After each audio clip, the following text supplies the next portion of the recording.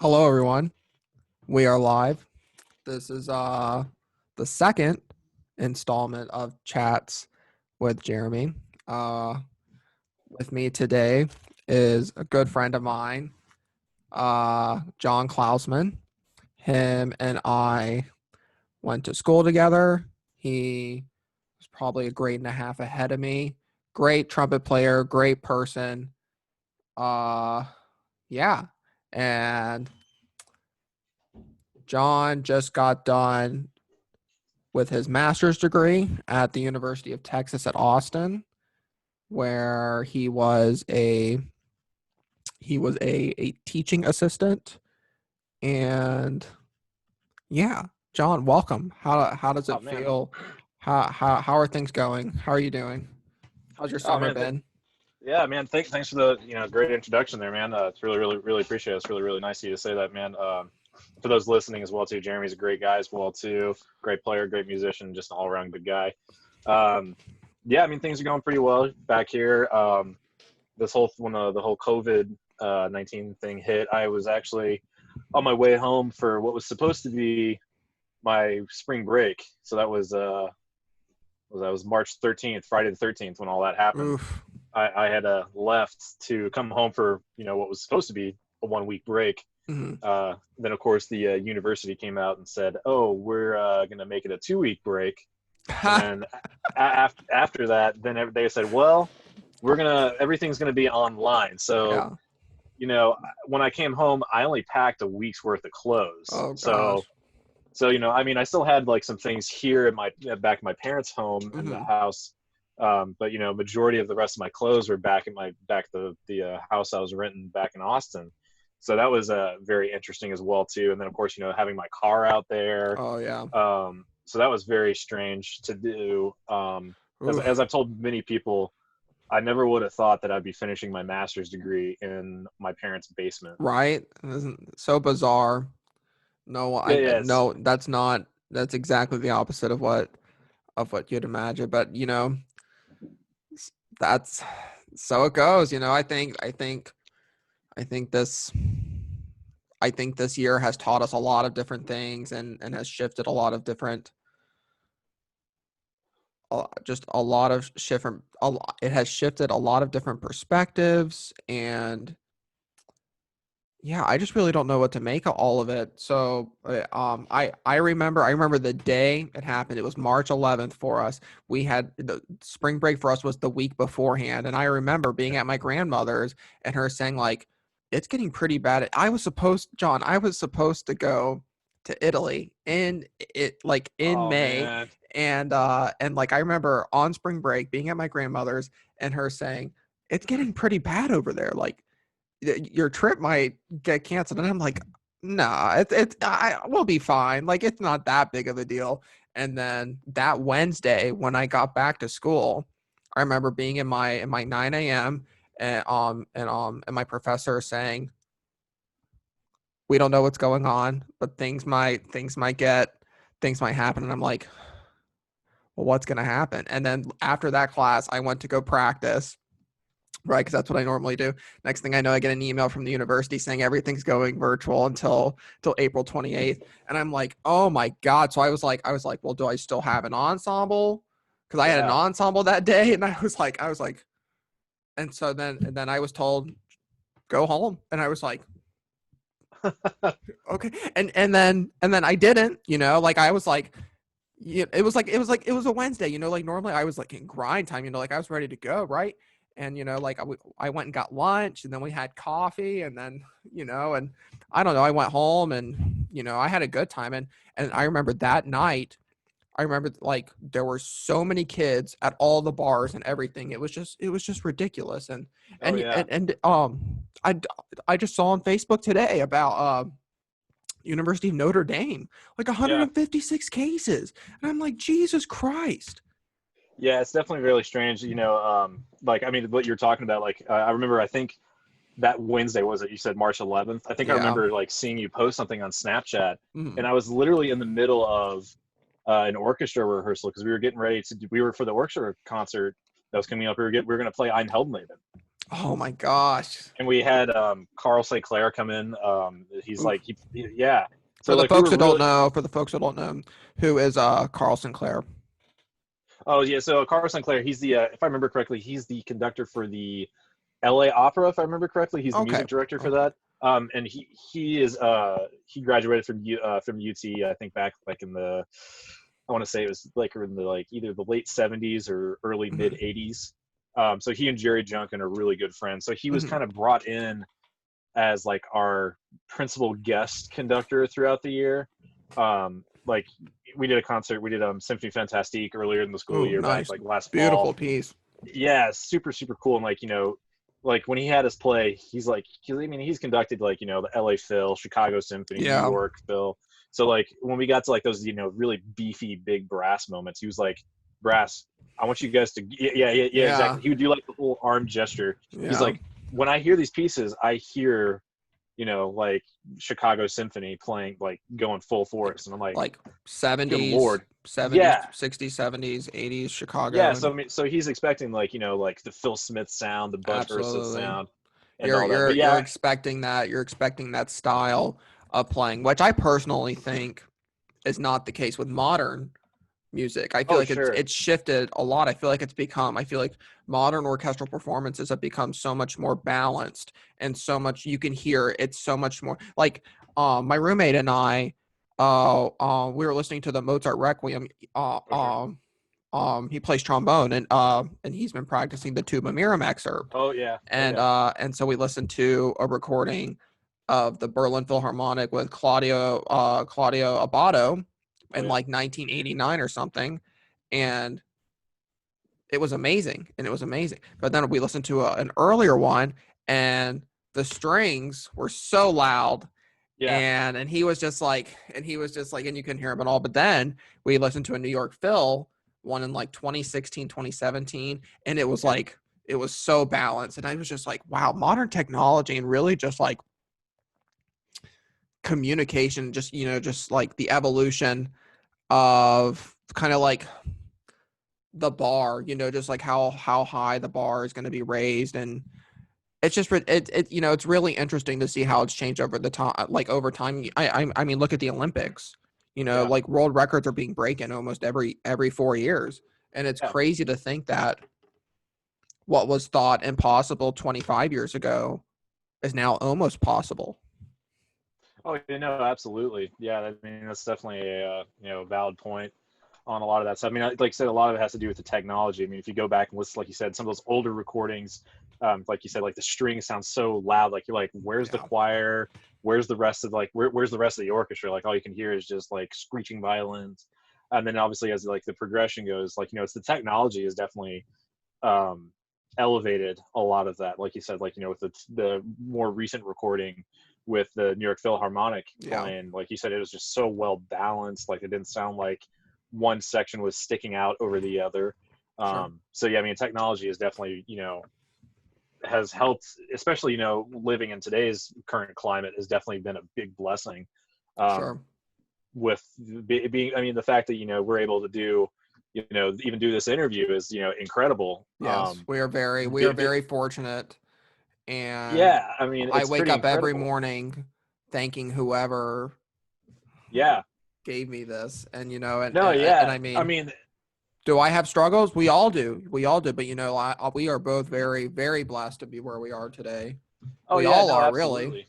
Yeah, I mean, there's definitely, there's no question about like, do we wish like for us like right now, do we wish we could go back to face to face and being able to play in groups and ensembles? Yeah, absolutely.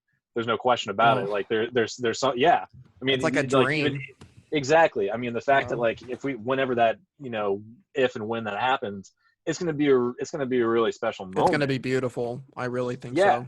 yeah, and it's gonna be really cool. I mean, I mean, everyone here, like in the Atlanta area, is just like, man, we're just dying to play with other Yeah, people because I I mean, bet. I've got together with like some other guys from the studio when we were there, like Andrew, Mm-hmm. Doug, Andrew for Olson, those yeah, dog. our old at KSU, Kennesaw Mm-hmm. State. So like we've talked about it. We're like, well, I can't wait to get back and play with like an actual ensemble because playing the same Yeah, in the same and trios. They kind of, they're fun for what they are, but after a while, you've played them so many times, you're like, well, all right, I want to play something actually, play, an ensemble piece, like, No, definitely, I feel the same way. I would just want to just be in an ensemble and just be like, okay, I'm the trumpet player. You know what I mean? Just like this is yeah, my role, and just be like, okay, like I just want to make sure that I don't know. You know what I mean? And no, yeah, absolutely, but yeah, because I guess I'm the only since I practice alone, and all I can really do is just record myself and just play for as many people that I can. But at the end of the day, I'm really the one that can gauge my own progress. And I think us as trumpet players, as musicians in general, all kind of face that dilemma that yeah, no, absolutely, we yeah, all it's have to be like on the like just like always knocking on the door. You know what I mean? Yeah, Expecting I was about to more. say that was definitely something that I really missed. Like when I was at UT, Hmm. that was kind of not that wasn't a normal thing. Whereas like when we were at Kennesaw together, that was a normal thing for like if someone was practicing, like someone would knock on the door and be like, "Hey, can I come listen and play with you?" Like Yeah. that was like the studio norm, which I think was a very healthy culture for that. Yeah. So like when I first got to UT, it wasn't it was I mean there were people that did that, and Hmm. I would try to initiate that as well, but it was a little more difficult Yeah. because of the teaching situation there was little different. Hmm. Would you So mind races, would you mind elaborating on that? yeah, sure. So when I got there, um, before the teachers that I studied with there, the teacher was Ray Sasaki, Hmm. and he taught there for I want to say I think it was about 16, 17 years. Like he started teaching Wow. there 2001, I Hmm. believe. So Chip Krotz studied with him, finishing God, his that was EMA. 17 years ago. It feels like Yeah, that was like seven. 9 years ago or Yeah, something. exact. Yeah, no, it's nuts. So Ray was there for a long time, um, and before that, he was at University of Illinois, Champaign-Urbana, Sure. where Ronald Rahm teaches now. Okay, nice. So he taught there, I think, for like 25, almost 30 years or something like that. Hmm. So he came to UT. He taught. He was battling some cancer Hmm. during his last couple years, and it was kind of off and on for the Sure. past, I would say, like 5, 6 years or so now. But then that 2017, 2018 school year kind of got pretty bad. Hmm. Um, so they kind of asked him like at the beginning of the 2018, 2019 school year if he would kind of just retire. We're kind of like I've talking to some other people. We're going to try and see if we can get him to be named professor emeritus there, because he still is very active within the studio. Like That's awesome. this past semester he bought a brand new Yamaha piccolo and a 4-valve E flat trumpet and just Oh my donated them to the God. studio. Oh, really? That's Yeah, amazing. yeah. So he's just he's just such a nice guy, super Hmm. down to earth. I mean, I didn't have the pleasure of studying with him one on Yeah. one. I had like a lesson or two kind of here or there. And like we would go to his house. Like he and his wife would open up their home for the studio for Oh, that's events. awesome. They're just some of the nicest people in the Yeah. world. Just like really humble, and it was just so nice to see that. Um, so when I got to UT, for my first semester there, I studied with Marie Spreciali.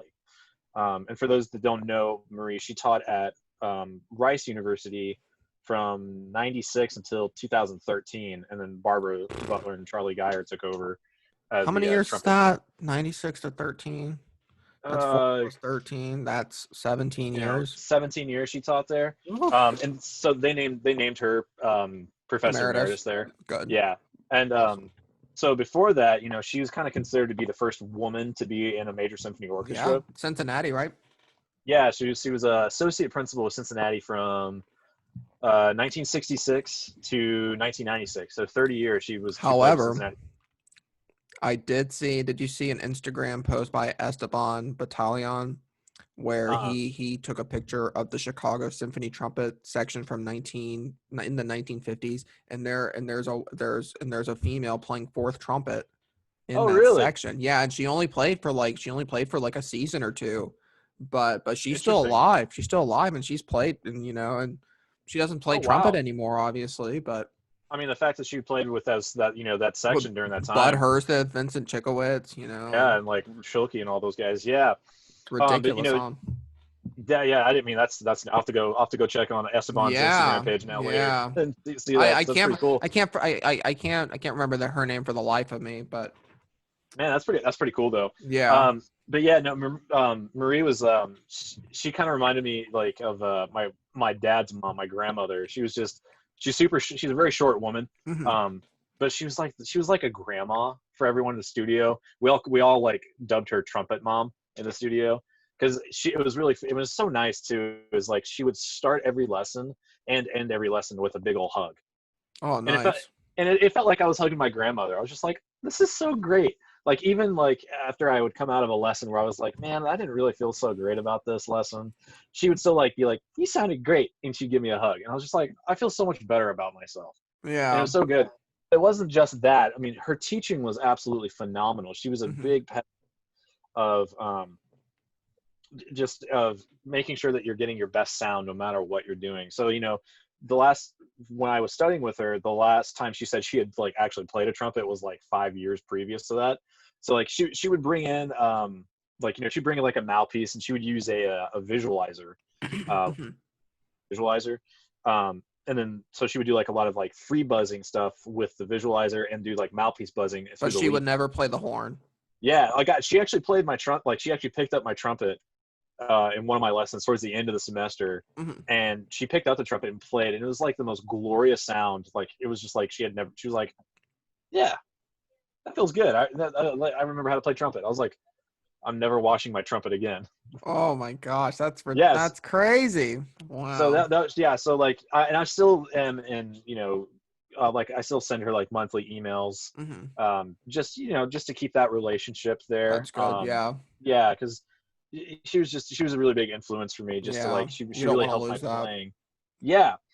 So then my second semester I studied with Billy Hunter, who's principal trumpeter of the Metropolitan Opera.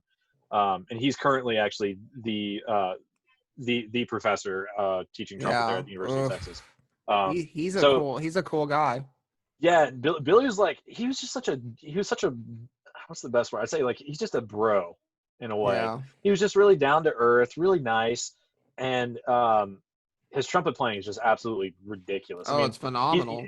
yeah, I mean he's got like one of the clearest sounds. Like I remember, because at the time when I was studying, this was spring of 2019.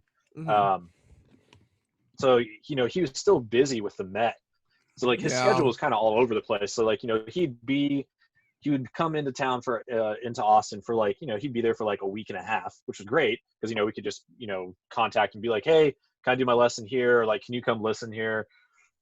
And then of course there'd be times where we didn't see him for like another week and a half just because at one point I think they were getting ready to do the ring cycle with the Met, Oh and gosh. which was so it was really cool. Like I'd come into my Yeah. lesson with him and he would be practicing parts from like Ride of the Valkyries and whatnot, and it was like the fattest sound I've ever heard on a rotary trumpet.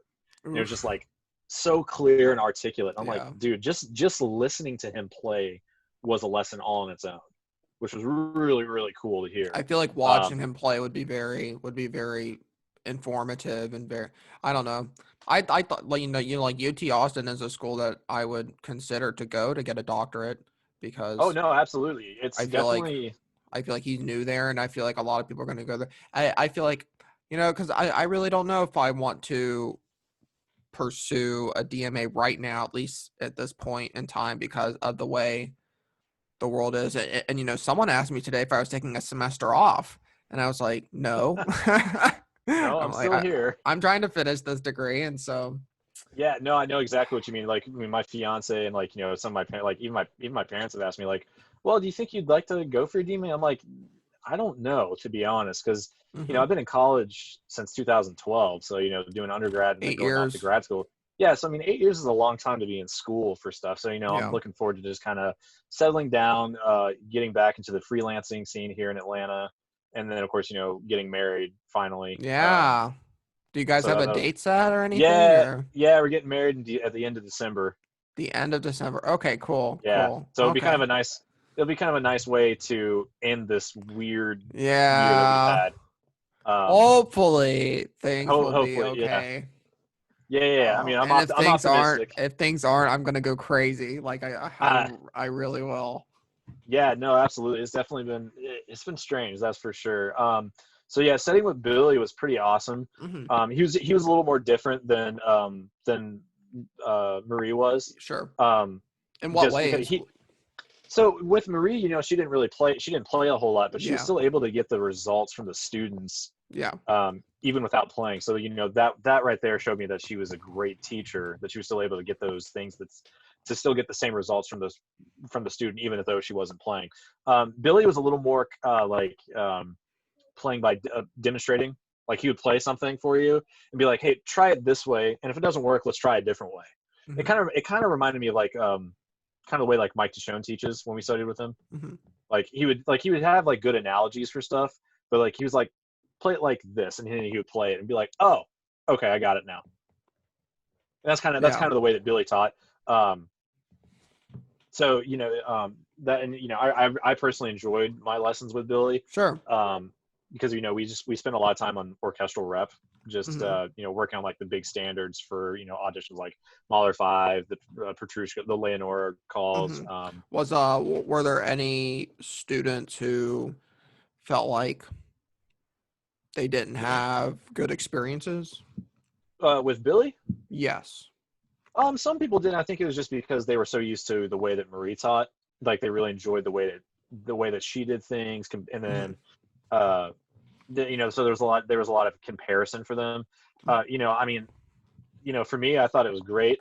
I mean, I still have Billy as a contact. Like, I can send him a message right now and be like, Hmm. hey, I'm gonna send you some recordings and give me some feedback, and be like, all right, cool, give me like a day or two and I'll get you back, which is great to have that resource and like that contact and being able Absolutely. to That's awesome. saying like, hey, this, I mean, Billy held or holds like one of the most coveted positions in So like the trumpet world. yeah, I really want to ask, how does that work? Because for the longest time, I thought David Krause was principal trumpet at the Metropolitan Opera. Do they share that position? Yeah. So the it's kind of like what the New York Phil used to do back like in the 50s, 60s, and like part of the 70s, Hmm. where they actually had co-principals. So um, like when Phil Smith was principal with New York Phil back like in the 80s, I think it was him and Gerald Schwartz that were actually like co-principals. Wow. Um, so the way that they do things in the Met is they actually have like more musicians than like that's actually listed on their roster info, Hmm. especially for the brass, just because a lot of that stuff is just so demanding. Like especially if they're doing like a Verdi or like what's another one of the big like one of the Wagner uh, Yeah. operas where it's just like sometimes like 9 hours long.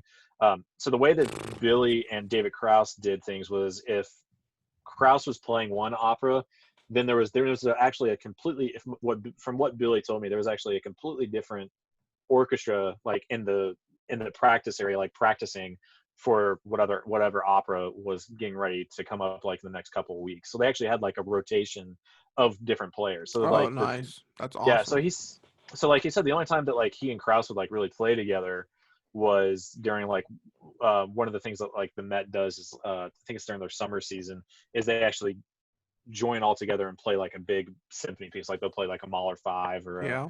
Petrushka, but like not like the actual ballad, but like play like the orchestral suite version Yeah. of Yeah. whatever Yeah. piece it is. And he said that's like the only time that like they would actually all play together on a lot of that stuff. He said a lot of it. He's like, we'd still interact with each other. We still get along, as Hmm. colleagues.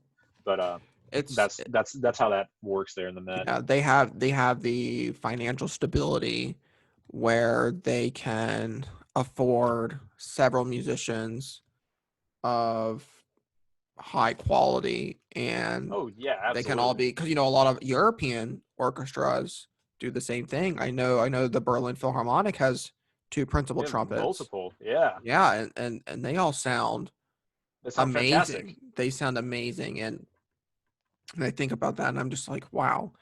But Yeah. so So I mean that was pretty great. For that second semester starting with Billy, and then this mhm, past this past year, I was really fortunate to have another four different teachers come in. So, so those four teachers I got to study with was Mike Martin from the Boston Symphony. Mm-hmm.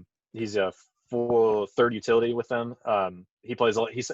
He actually plays a lot of like for those that don't know, the Boston Symphony and the Boston Pops are the same orchestra. They just switch bow ties instead of for the Boston Pops. They just put on the black bow ties to make them look more poppy for their Mm-hmm. for the movie music and stuff they'll play. So Mike actually would play a lot of principal for that stuff. So I studied with Mike. David Hickman, who he was the Regents professor at Arizona State University For the longest time. Yeah, he was there for I think like 38 years, almost 40 years. Oh my gosh.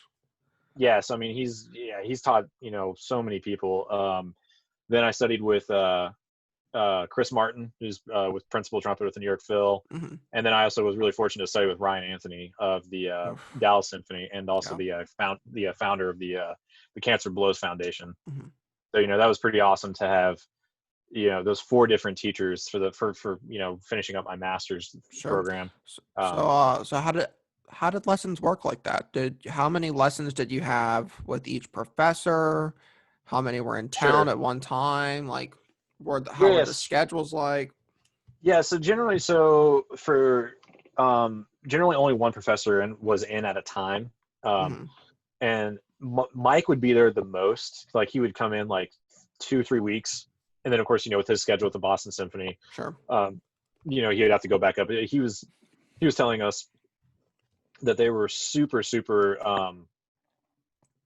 supportive of him doing that, because he was saying that that Tom Rolfe's, Tom Siders and Ben Wright were all like, dude, this is awesome that you're able to get the teaching and style playing that like we play with the Boston Symphony down to Austin. Mm-hmm. So we got that connection there, which is really cool. So Mike was there the most. And generally, like anytime like any of the other teachers would come in, like Chris, Ryan, or Hickman, it was generally like a week at a time, sometimes two, depending on their schedule. Obviously with Ryan, it was a little more challenging just because he'd sometimes he would have to go in for a blood transfusion. Sure. For his cancer treatments. Yeah, so unfortunate. Yeah, no, it definitely was. But yeah, I mean, it was pretty awesome having those especially getting those different perspectives of things. With Mike, it was more like Mike and Chris were kind of more, kind of detailed oriented in a way of like make music, but like here's the small thing. Like I remember my first lesson with Mike, we were just working on pictures, Promenade, and we literally spent the entire lesson on just pictures. And he was like, all right, try and work like the very ending of it, doing those octave jumps from like the F's and those A flats. He was like, see if you can get that same sparkle and spin in your sound on those low notes, and try not to prep them too much as you're ascending. So I was just like, it was blowing my mind of that. It's the little things, man. It's really the little things. It definitely is. But you get to a point where you try to think so like microscopically that you almost kind of go crazy. Do you ever feel that way? I did at a certain point, especially like I'd say like beginning of the fall semester of last year. I did kind of try to get like I got a little too detail oriented. But then like, after having some lessons with Ryan, Ryan's whole shtick was he's like, just play music and enjoy the music. He's like, so what if you frack a note or if you miss something here? He's like, don't let those small things take away from the big picture of making music and enjoy. He's like, that takes away the joy of making music. So like that was always, it was always refreshing to get that perspective from Ryan of just like, he's like, dude, just play music. Like he's like, just sing through the horn, just go for it. Yeah. So it was always good to get that. And then of course, like, it's still like, he was the more like relaxed, laid back person. And then like when Chris and Mike and Hickman would come in, they'd be like, oh, do this, you're not doing this right. I'm like, oh, I'm sorry, I didn't mean to do it that way.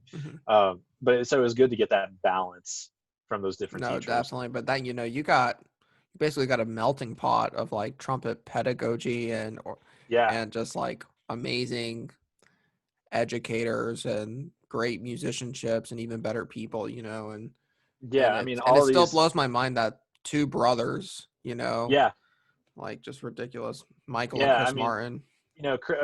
Chris wasn't able to come down as much as the others just because of Sure. his busy schedule with being principal trumpet of the New New York York Phil. Philharmonic took a Um, lot of.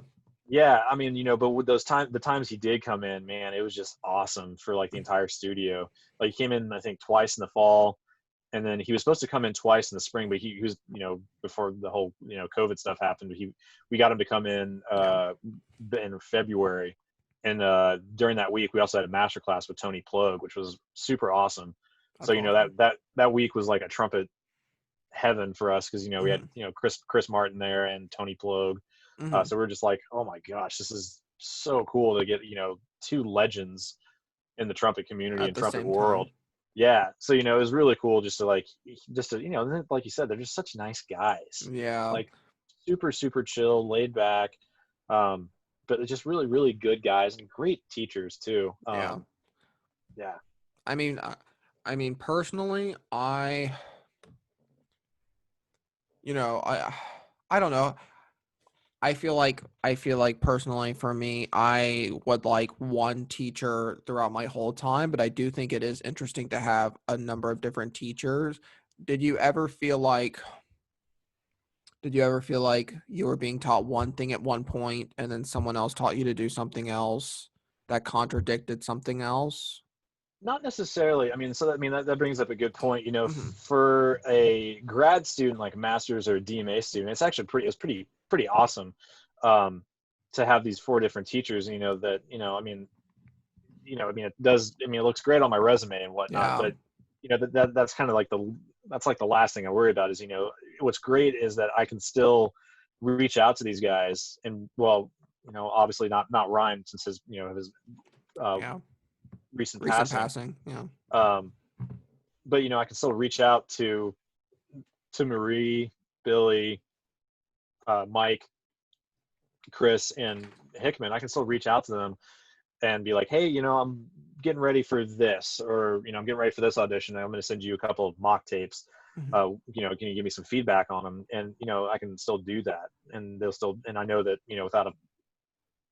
without a doubt, they'd be like, yeah, go ahead, send them our way, and we'll try and get them to get some notes back to you Hmm. as quickly as we can. So for a master's student or grad student DMA it was Hmm. pretty awesome.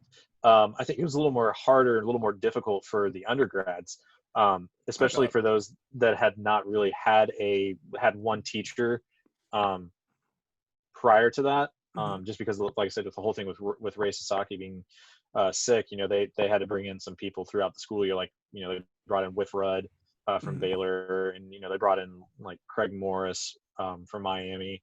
So I I mean, bet they that brought in cost. great people. I bet Oh it yeah, costs a lot of money though to bring in all yeah. these different people to fly them out Oh, every 2 to 3 weeks, and and it's so much cheaper to just have one professor, just one professor, and yeah, no, absolutely, or yeah, 1 to 2. Two full time. I feel like that's a good gig. If you have yeah. two full time professors, go to that school. Yeah, no, absolutely. But yeah, I mean, for me, it was kind of good because yeah, there would be times where I would get one thing from one teacher and then like something that was slightly different, but at the same time they still kind of melded together. So I Hmm. was still able to kind of get the same concept of pedagogue go into my playing. So for me, it was actually I actually coming out of this, it was pretty great. Um, but like my dad was like, well, man, I'm kind of when I first got into was going to grad school. He's like, well, he's not going to be studying with Ray. Like, who's he going to be studying with? And of course, after my first year, he's like, dude, you study with Maurice Bresciali, got to study with Billy, and then they Hmm. made the announcement of the four teachers I was studying. He's like, well, this actually turned out pretty well for you. Yeah, that's pretty cool. That's pretty Yeah, awesome, man. I yeah, mean, I'm glad you got to have that experience, and I'm glad you got to study with Ryan Anthony when you had to. yeah, I yeah, man. mean, He was like he just had such an amazing personality and just like a great outlook on life. hmm. I mean, the guy was literally battling death like almost Yeah, every second of his life, but he chose to look at it from a different perspective. Um, it was so inspiring. You know, I would be in a lesson, um, and like I'd flub something up, and he'd be like, don't worry about it, it's okay. And like he would play, and it was just such a great sound. Mm-hmm. Um, like here's a great story. I remember I guess this was probably like maybe late September, early October of last year. Um, my quintet was having a rehearsal because we were getting ready to record stuff for Aspen, and Mm-hmm. Ryan was teaching for the day, and I think the other trumpet player in the group, he had his lesson with Ryan, and his lesson was the last one of the day.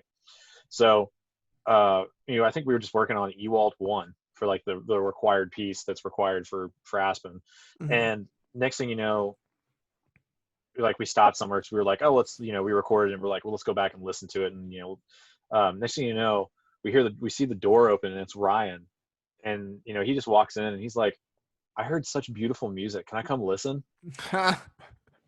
And he gave us a coaching for like an hour on Ewald Wow. 1, and he's like, well, this is what I did, this is what Tony De Lorenzo and I did when we played with Center City Brass. Mm-hmm. He's like, if you want to try it, give it a shot. So we would try some of those things we did, and a lot of it made it a lot better, easier to play. Mm-hmm. So that was really cool to get him just to, and like I said, he was just a lover of music. And he's just such a nice guy. I mean, it was really cool. Like in our very first studio class with him, Mm-hmm. um, he said, even if, if you study with me for, 2 months, a year, he's like, I consider you part of my trumpet family. So it was really cool. Like in our first lesson, he brought, or first studio class, he brought this just a little piece of paper, but it was his family tree of trumpet players going all Mm-hmm. the way back to like Jules Levy and Arbin and all those guys. Wow. So yeah, so like his lineage goes all the way back Mm-hmm. to like all these great fantastic turn of the century cornet players from like right at like Do you ever think about that? Like 1890s. who you studied with, who they studied with, who they studied with. Yeah, So I so remember actually doing that in undergrad, I think. so we studied with Doug Lindsay and Mike Tishone Yeah, and Ryan Moser, I guess. I didn't study with Ryan when he was Okay. there, so I mean, I think he had just started my last semester there, because like Mhm. I don't even think I was studying with Mike at that time, because I was actually done with Yeah, lessons. So the only lessons I had were with, I think it was the pedagogy and lit class I that I see. had with Doug. So that, I mean, I was still getting lessons, but it Hmm. was more of like a class independent study with Doug. Definitely, definitely, definitely. So But I mean, if you think about where they studied, you think of Barbara Butler, Charlie Geyer, Alan yeah, that goes Dean, back to, yeah, and then you think of who they studied with.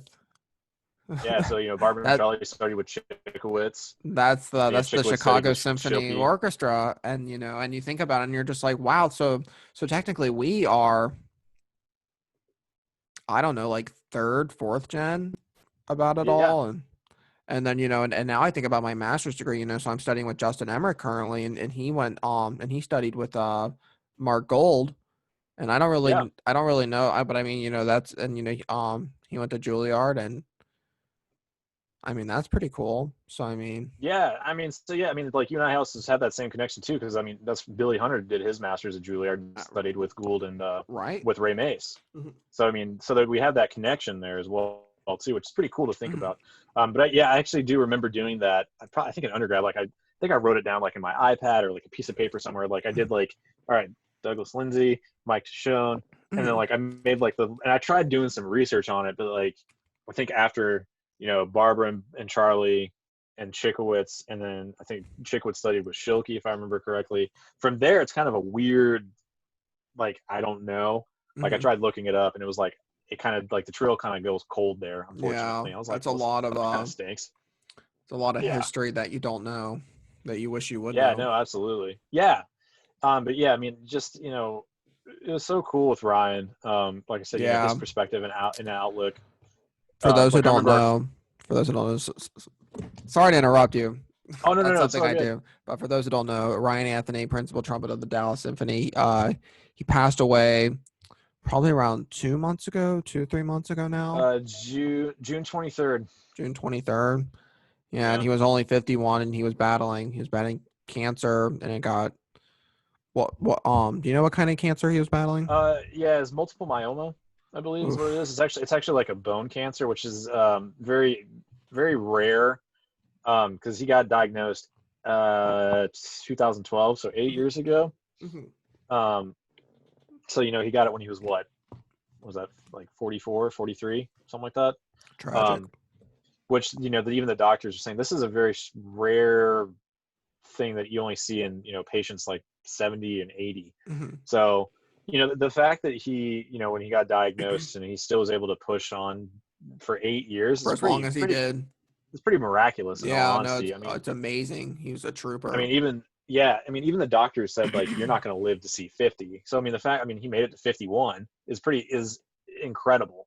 I wish we had more time with him, obviously. Yeah. And that's like here's a just to show how great Ryan is I mean you and I know this, but not everyone else might like our first studio class that we had uh, when everything went online. Um, was just him checking in and making sure everyone was safe.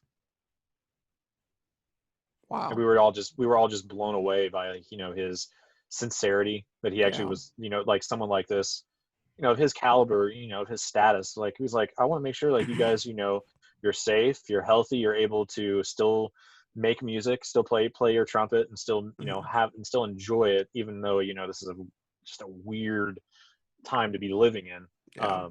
So we all thought that we were just like that's a testament of just how great of a person he was.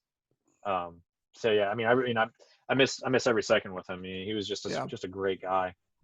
Super Um, kind, super generous. The first time I ever saw him live was in that Dallas Symphony excerpt, the oh trumpet section masterclass at the National Trumpet yeah, Competition, and it was the yeah, whole it was section, and it was Tom Booth and Ryan Anthony and the two yeah Kevin, others. uh, Kevin Finnemore, and I can't remember who the other guy is. I think he just recently left. They were all But they were yeah, all great though. they were all so good. And then of And course I think they were all just like so just like I remember they just walked in and they were just like it was just another day hanging out, like they were yeah, so cool, they were so chill about it, and we were just like, "Oh my God, these are legends." and And they they were sounded just like stupid. "What's up, guys? We're going to play some trumpet Yeah, for you today." And then they just like they just opened the door and yeah, let the and they hens sounded loose. great. Yeah, and I think did you go to that concert too that Ryan Yeah. played the with the North Texas Wind Ensemble Yep, or I Wind saw Symphony? that where he Yeah, did I the mean, concerto for with trumpet yeah. and wind Oh, the Concerto orchestra. for Hope. Yeah, I Yeah, mean, he sounded just absolutely ridiculous. phenomenal. He did. I've never heard a trumpet player sound like that before on a No, piece that difficult that required three yeah, different horns and yeah, no, it was just absolutely yeah. bonkers. But yeah, I miss Ryan a lot. I mean, he was just such a great guy. Hmm. Um, like I mean, it's really cool. I got a message from a good friend of the family. Um, Probably it was like right after Ryan passed.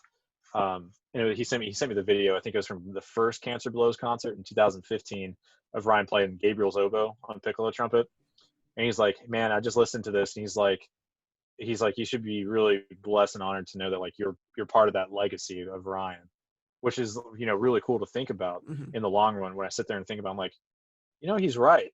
I am part of that legacy and part of that lineage and heritage You of really Ryan, even are. though and even though I only studied with him for one school year, compared to some other people that I know personally that I they mean, you can studied say a with they lot more than many others can. yeah, absolutely, absolutely, but it's still pretty awesome. Hmm. So Ryan was definitely just a great guy.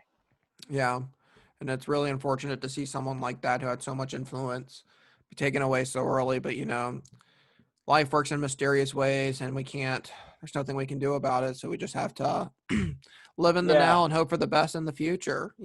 Oh no, yeah, absolutely. I thought it was for me it was really cool to see because I remember seeing the news when Ryan passed. I was actually on my way to a gig rehearsal, like Oh one of the first wow. ones I had at a church. I think I was playing at like Mount Pisgah or something like that. It was Hmm. just for like a like a praise band type deal. We were just it was kind of like a Earth, Wind and Fire Chicago, whereas just like a horn band and like a Hmm. praise team. But I was like, dude, this is great. I can actually like got a gig. I remember like pulling into the church parking lot, and then I was like, all right, I got here a little early, and I got on Facebook, and like one of the first things I saw says we're so just so Yeah. sad to announce the passing of Ryan. I was like, wait, what? Is this a joke? Because like he posted something like a week before, and was like, yeah, I'm doing all right. I got to be in a wheelchair, but I'm still hanging in. So I was just like, what? Where did this come from? It just felt like it came completely out of left field. But I thought it was really cool just to see the entire music community and trumpet community kind of, all come together for Yeah. like, like they may not have known Ryan on a personal level or studied with him, but they still accepted and acknowledged the fact that he was such a positive influence on just the music world in Many general that, people. well, his big thing, like his saying was music equals hope. And Sure. it's so true. Definitely. It really is.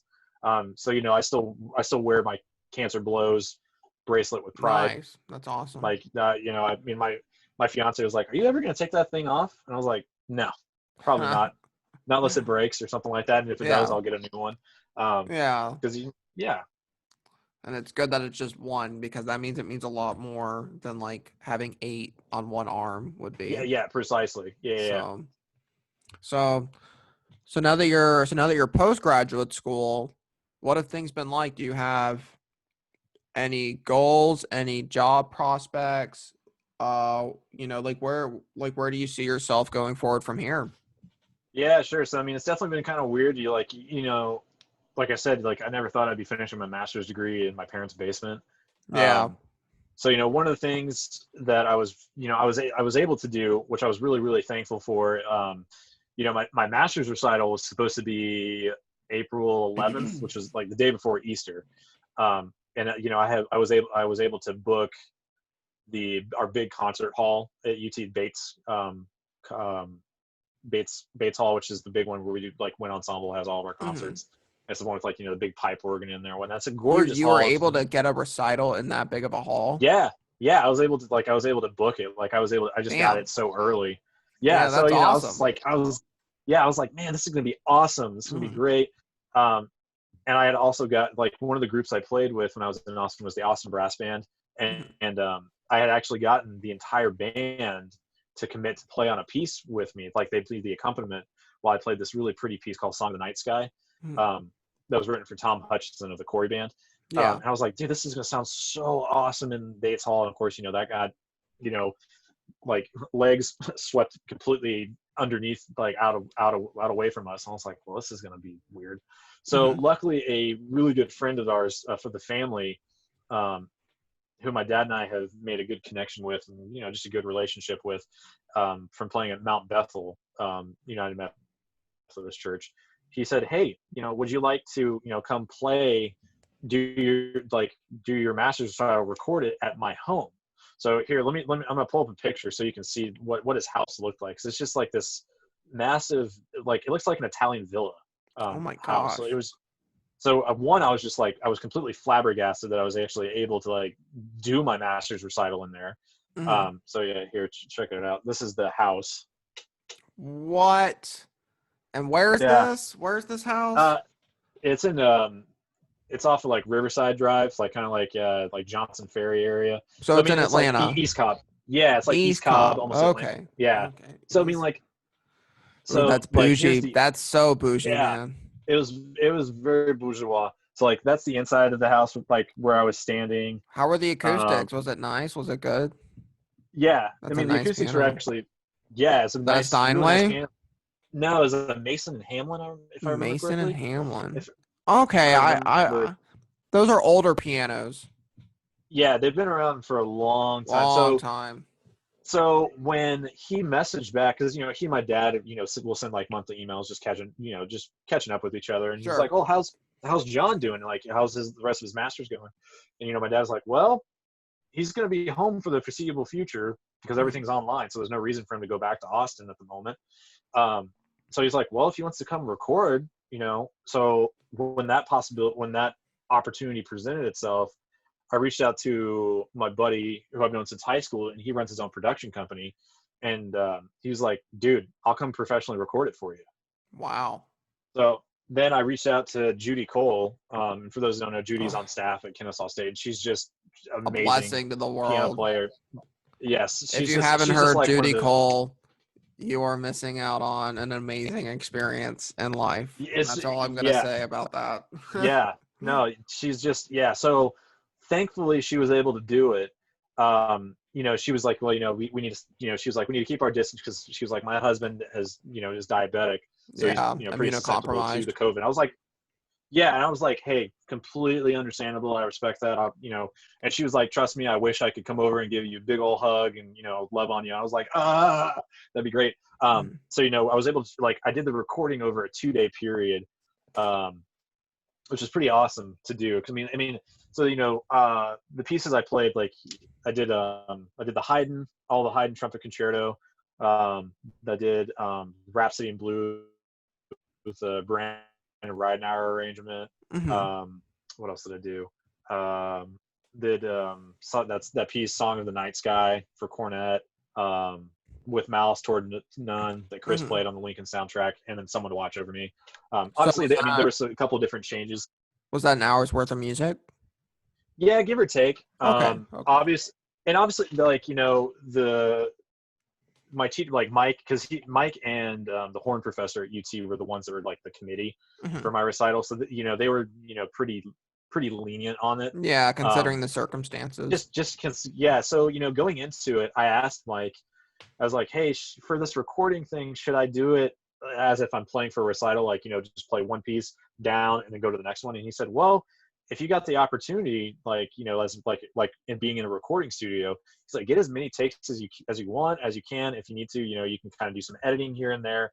And luckily, we did some edits, which was totally fine. We still were able to edit Mhm. it to make it sound like one complete thing. And majority of it all was done in one take. Mhm. Um, Minus I think like the Rhapsody in Blue, like we had to do a couple of different little edits here and there just because that piece is That just so that's a hard piece. complex. Yeah, it really is like a true virtuosic piece. Like it's Yeah. just like, ugh. Even the original transcription on piano, it's just Oh yeah, it's just ridiculous. bonkers. Yeah, but it's There was a beautiful and lot of, it's yeah. I think towards the very end of the piece, like the big like triplet section where the piano is just like like all over the place. My buddy who was recording it, he was like, "Dude, is she even like, is she playing that from memory?" Because she was just, Judy was like just looking down. I was like, she probably was at some points because she's played the piece so many times in her oh, has she? career that, oh yeah, she said she's played it like 30, 40 times or Oh my something like that. gosh. Yeah. So the fact, and she's like, I'm really thankful you're doing this arrangement because it's in the original key. I think she said the Dockschisser arrangement goes into some like funky, weird keys that are Oh, a little weird. yeah. So luckily, I was still able to do that. It was definitely not what I was anticipating doing my master's recital, but I was able to get It some really it ended up working out great really well. recordings that are still really good. Yeah, no, it actually worked better than I anticipated. So when all that ended, I've also been doing a lot of teaching. Yeah. I was actually able to teach a band camp this past Oh, nice. How did past how did yeah, that which was go with social distancing? yeah. So that was definitely definitely a different for sure. So it was down in Decatur area. So the way that they had their band camp spread out was the first week I was there, I was only there Tuesday and Thursday. Mhm. So that Tuesday and that Thursday was brass and color guard, and then that Monday, Wednesday, and Friday was woodwinds and percussion.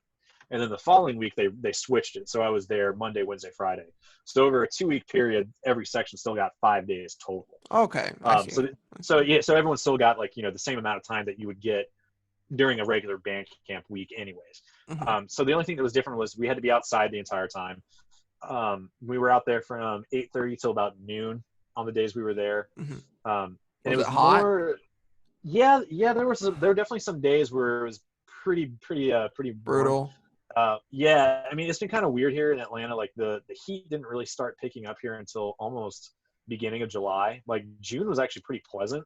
Yeah. Um, Compared to like summers past. Like I remember when I came home last summer after my first year at UT. I remember like we went down to Hilton Head with some family, and it was just like brutal Oh, hot. that I was sounds like, ugh, this Oh, is but I mean bad. you're on the water though. Yeah, well, I mean that's why, because the humidity picks Oh up a little yeah, bit more there. definitely. So um, so doing the band camp though was pretty interesting. So we're all outside, um, we're all spaced out 6 feet apart and all this stuff. And like the way that where the trumpets were, I think there was 15 of them Hmm. that I was teaching. They were all spaced out, but they were all under this the awning area. So like they were all shaded, and like I was shaded as well too. But come around like 10:30, the sun would start coming out, and it started getting pretty warm. So the other thing too, which was strange to me, was the fact that we were outside, and like when I tell you this, like I was the closest I got to a kid was literally like 15 feet, like when I was like, so they could still see me conduct like when we were doing our warm up stuff, Hmm. even though we were outside, we still had to wear the masks, even though we were outside.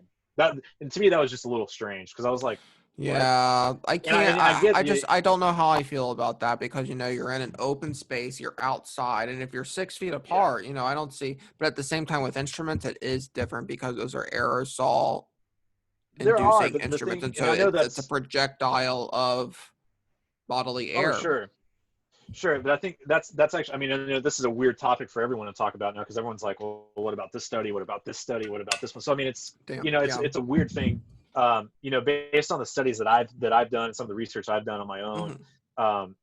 especially playing trumpet, the pressure when you're playing into the instrument is like the actual aerosol that comes out is actually not nearly as much as we actually think it is. I mean, there's I still acknowledge that there is aerosol Hmm. that comes out of it, but it's definitely not as much as we really think it is, just because of all that buildup compression of Yeah. the tubing and the piping. It is going to slow it down actually a lot more than people realize. But that to me, that was like the only weird thing. So it was really tough to like teach while I had a mask on, because like I felt like so many times that I felt like I was so muffled, like talking and be like, all right, we're going back. Like I felt like a train conductor, like in like Grand Central Station, where it's like you can hardly hear anyone. Oh And my like I would gosh. when I was further away, like I'd pull the mask down and be like, hey, is it okay if I talk like this? Like just to just so so the kids like didn't get weirded out or anything like that. And so you could get some Um, fresh air, huh? well, that too as Yeah. well. So I mean, they were totally fine. They're like, yeah, if you need to talk like when you're doing that, I was like, okay, cool, great, because I feel like I was like talking to nothing. Like I feel like I was just like yelling at a wall at some Yeah. certain points. But I mean, it was nice to still do a band camp. Hmm. For It was sure. For sure. definitely way different. Hey, you So still got to make some money though. At least yeah, you got no, that. absolutely, yeah, absolutely. Hmm. I Just very unfortunately, different. I unfortunately missed out. Last year I did a band camp, Yeah. like a band camp, like on a lake in a cabin. The Oh, whole nice. like the whole It was like an shebang. away camp. Yeah, and it was amazing. Oh It was one of wow. the most beautiful. It was up here in Michigan. It was Oh, closer that's to awesome. it was closer to Lake Michigan. It wasn't on Lake Michigan. The lake it was on is the same lake that the Blue Lake Fine Arts Camp is on. Oh, cool. So it was such a cool experience. It's good pay as well. But this year, Yeah. considering everything that's going on, Yeah. I've only had one gig since March. It's Yeah. ridiculous. But Yeah, I was about to say the last time I played like in a full group ensemble was like March 9th, March 8th was like one of our last like concerts at UT that we did. And we did John Mackey's Places We Can No Longer Go. oof, yeah, It was that's a so beautiful I mean one, piece. it was so pretty. I mean that was like the last time I played with like a full group, and then Yeah. minus like that little church gig. But like even then, we were physically distance apart.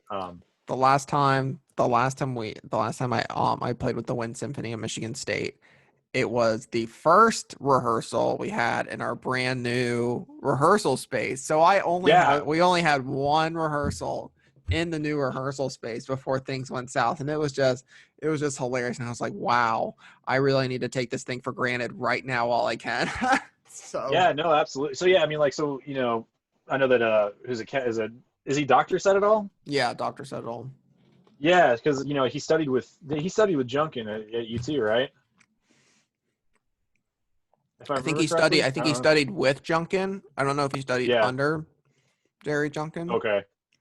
Yeah. So I mean, like, I mean, like definitely taking, for granted, like those different ensembles, like being able to Definitely. play in, which is pretty awesome. Hmm. So, I mean, I can talk about that now. Is like, being in the wind ensemble there at UT was pretty awesome as well too. Hmm. Um, don't, I mean, I still think that, the time that like when we were in like KSU's wind ensemble, they're still pretty great ensemble. Yeah. Um, But but it's like all getting, undergraduate, so yeah, it's only gonna go to a certain level. yeah. I mean, like, so like our first rehearsal last year, we did Maslanka 10.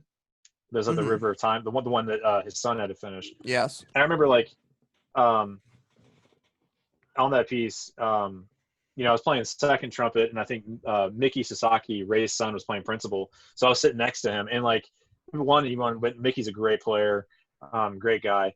Um, so like we're sitting there, the first read through, I'm like, damn, that sounded pretty awesome. That sounded pretty good. Like, what else do we need to work on? But of course, we go back and listen to like the rehearsal recordings and be like, oh, Yeah. okay. But playing, like, I'm sure you had the same experience too. Like your first time playing in like the Wind Symphony, there was like, you're playing with other master students and doctoral students that have, are playing on such a high level Really that, good people. Yeah. yeah, that that first rehearsal or read through, you're like, can it get any better than this? Yeah, that's how I Like, felt. but The MSU Wind Symphony, we did the Schoenberg theme and variations, oh and yeah, we did really well in that piece. And I was able to play the flugelhorn one part on that one, and that one has such a fun it's a part, cool and I part. love it. But hopefully we're able to have those experiences again one day, and I think we will. Maybe it'll take a little longer than what we expect, but patience is a virtue, and I don't think we just got to Oh, take for it day by sure. day. But we are at the end of the hour, Oh so man, that went by so fast.